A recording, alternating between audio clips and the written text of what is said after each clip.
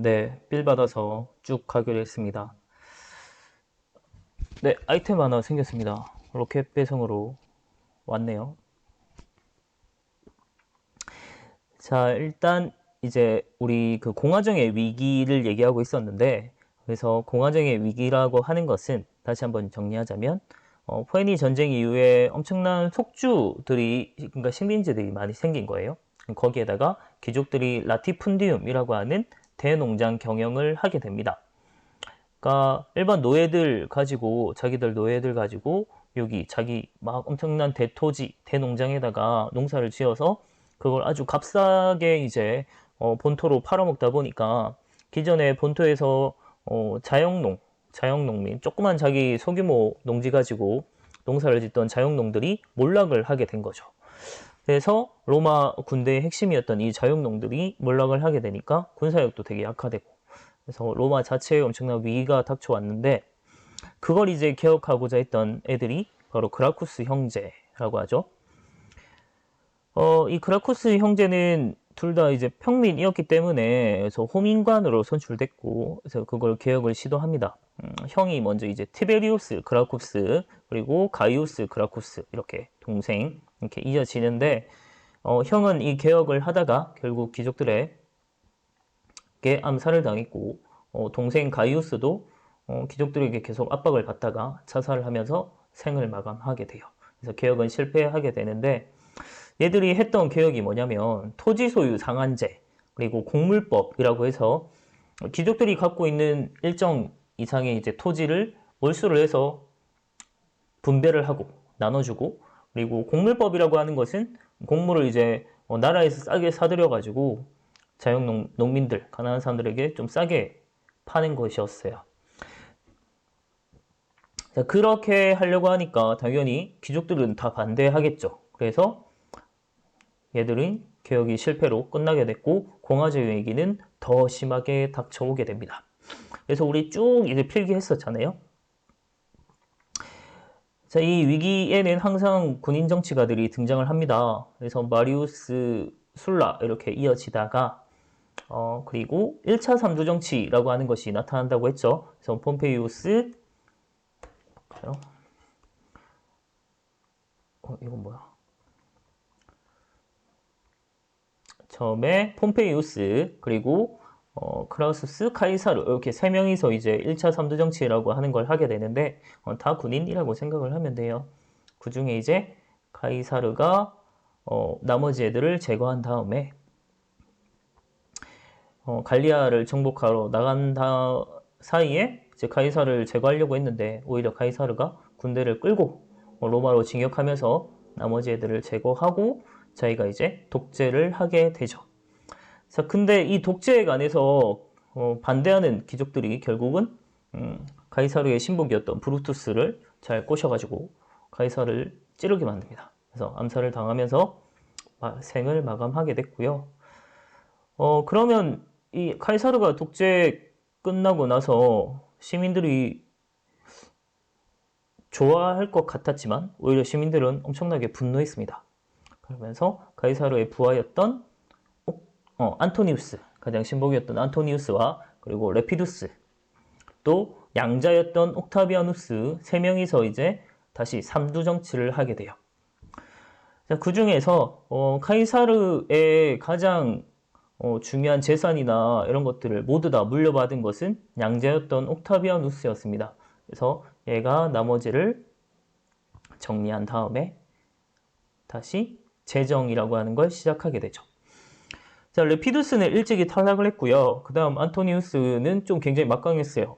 원래부터 엄청난 카이사르와 함께 전쟁을 누볐던 장군이었고, 옥타비아누스는 아직 젊었고, 그래서 둘이 안토니우스는 동방 지역, 특히 이제 이집트 쪽을 중심으로 동방 지역에 차지하고 있었고, 서방 지역을 차지한 건 옥타비아누스였는데, 둘이 이제 결정적인 전투를 해요. 이제 이집트로 원정을 가죠. 옥타비아누스가. 그래서 안토니우스랑 만나게 되는데, 그게 이제 악티움 해전이라고 하고요. 여기서 승리하게 되면서 안토니우스는 자살로 생을 마감하고, 클레오파트라, 그 안토니우스의 연인이었던 클레오파트라도 안토니우스를 따라 자살을 하게 되면서 이집트의 프톨레마이오스 왕조도 끝나고 맙니다. 자, 그러면서 이제 옥타비아누스의 제정이 성립됐다고 얘기를 합니다. 실질적으로 이때부터 제정이 이루어졌다라고 얘기를 하는데, 사실은 옥타비아누스는 자기가 죽을 때까지 또 끝까지 자기는 황제임을 부정을 했어요. 자기는 오직 제1의 시민일 뿐이다 라고 해서 프린캡스라고 하거든요. 제1의 시민이고, 그리고 그래서 모든 권력을 자기가 다 가지고 있었는데 그거를 원로원에게 다시 넘겨줍니다. 이양하게 되면서 원로원이 아주 존엄한 자다라는 뜻으로 아우구스투스라고 하는 칭호를 선사하게 되고요. 옥타비아누스는 요거에 아주 흡족해합니다. 사회생활 잘하죠. 옥타비아누스는 그래서 나머지 권한을 다 버리고 실제로 선출된 호민관직을 택해요. 그래서 호민관직을 택하면서 나는 제1의 시민일 뿐이다 하면서 실제로는 형식적으로는 호민관이고 그랬지만 실질적으로는 군대랑 재정을 다 갖고 있었습니다. 그러니까 실제로 필요한 권력은 다 자기가 갖고 있었어요. 그래서 실제로는 황제와 같았다라고 해서 이때부터를 이제 제정이라고 얘기를 하고요. 정치 쭉 잘하고 가다가 이 제정 이후부터 해서 약 200년간 그래서 로마의 평화 시기가 오고요. 이때를 이제 제국의 전성기, 팍스 로마나 그리고 제국의 최대 영토를 확보하고 문화의 황금기를 누렸던 그런 시대가 나타나게 됩니다. 참 황금기가 있으면 또 힘들 때가 있죠. 그래서 군인 황제 시절이라고 또 등장을 하게 되는데 그때 우리 수업 때도 얘기했지만 50여 년간 26명의 황제가 교체가 되거든요. 그러니까 친위대장이 막 자기를 황제를 죽이고 자기가 황제가 되고 이런 식으로 막 계속 엄청나게 짧게 막 이어져요. 그러니까 그만큼 정치가 혼란스러웠다는 얘기고요. 거기에다가 우리 나중에 보겠지만 게르만족이라고 하는 애들이 엄청나게 대이동을 해왔고 그에 대한 침략에 로마는 좀 아주 힘겨워합니다. 근데 이거 잠시 이제 지탱해주고 좀 버텼던 인물이 다시 중흥시켰던 인물이 바로 콘스탄티누스고요. 콘스탄티누스는 서로마보다는 새롭게 이제 나라를 키워보고자 수도를 천도합니다. 콘스탄티노폴리스라고 자기 이름 따가지고 다들 왜 이렇게 자기 이름을 붙이는지 그래서 이름을 짓고 비잔티움이라고도 하죠. 지금 현재 터키의 이제 이스탄불에 해당이 되고요. 여기로 천도를 해서 아주 중흥을 하려고 노력했고 또한 이제 기독교에서 굉장히 중요한 이제 크리스트교를 실제로 공인했던 이제 황제이기도 합니다. 요 공인되기 이전까지는 300여 년간 그리스도교는 로마에서 엄청나게 박해를 받았거든요. 그래서 지하에서 막 숨어서 막 예배하고 이렇게 지내다가 드디어 공인이 됐고요. 이 공인한 걸 밀라노 칙령이라고 얘기를 합니다. 그 다음에 테오도시우스 황제 때 이 사람 이제 황제 때 완전히 국교화가 돼요. 이제 그리스도교가 로마의 국교가 되고요. 그리고 이 사람이 죽고 난 이후에 장남 차남이 이 동로마 서로마를 나눠 가져요. 그래서 분열이 이루어집니다. 그 이후에 이제 서로마 제국은 게르만족 용병대장 오도아 케르라고 하는 애한테 멸망을 당했고요. 그리고 동로마 제국은 1000년 조금 안 되지만 1000년 이상 거의 번영을 하다가 오스만 제국에 의해서 멸망을 당하게 됩니다. 그러면서 로마는 이제 막을 내리게 돼요. 우리 일단 여기까지 해야 될 것 같네요.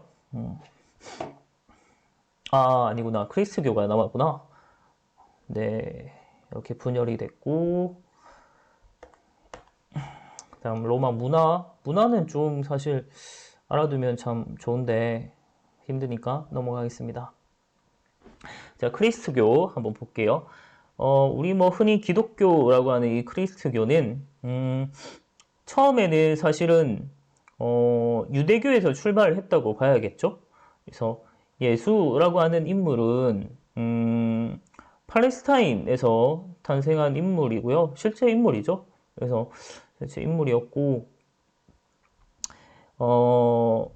그 맨체스터 대학에서, 영국의 맨체스터 대학에서 이 사람을 복원을 했거든요. 예수를 복원을 하니까 팔레스타인 사람이었기 때문에 실제로 우리가 생각하는 예수의 백인의 그런 이미지와는 좀 다르죠.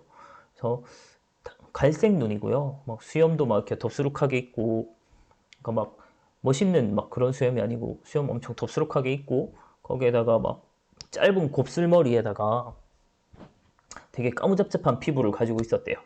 그러니까 딱 우리가 생각하는 서아시아의 그런 이미지라고 생각을 하면 되는데, 우리에겐 너무 유럽 중심주의적인 그런 이제 예수의 모습이 되게 각인되어 있죠. 엄청 백인의 눈 색깔도 막 다르고, 막 머리도 예수머리라고 하죠. 막 남자 막 머리 긴 머리 막 로망 예수머리 로망 가진 사람도 있거든요.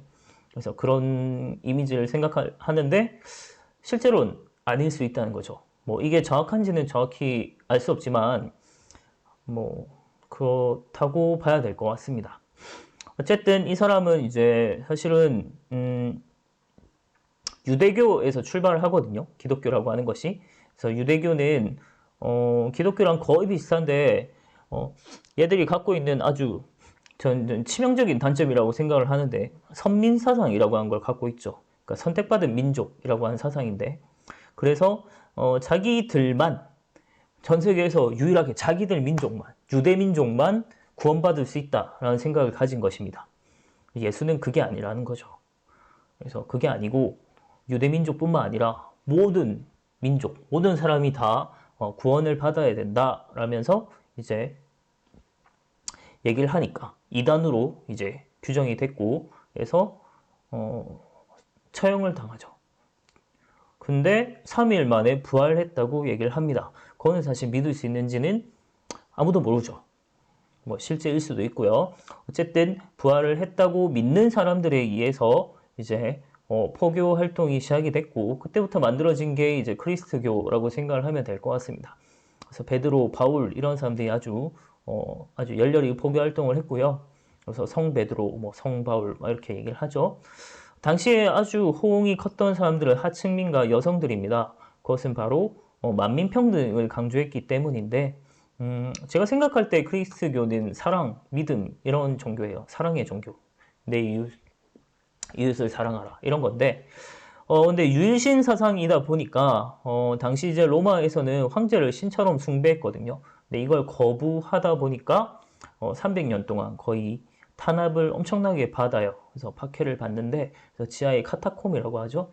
지하에 막 이렇게 숨어서 예배 드리고 막 이렇게 했다가 어쩔 수 없이 계속 퍼져 나가요. 하지 말라면 더 하고 싶지 않아요. 그래서 너무나도 많이 퍼져 나가다 보니까 콘스탄티누스 대제 때 밀라노 칙령으로 결국 그냥 공인을 하게 됩니다. 그리고 테오도시우스 황제 때 국교화되게 되면서 로마 전체 그 넓은 제국이 전부 다 그리스도교를 국교로 삼게 된 것이죠. 그래서 전 세계적으로 넓게 세계 종교로 아주 급속도로 성장할 수 있었고요. 그리고 그리스 로마 문화와 함께 유럽 문화의 기틀을 마련하는데 이 기독교, 그리스도교는 아주 중요한 역할을 담당합니다.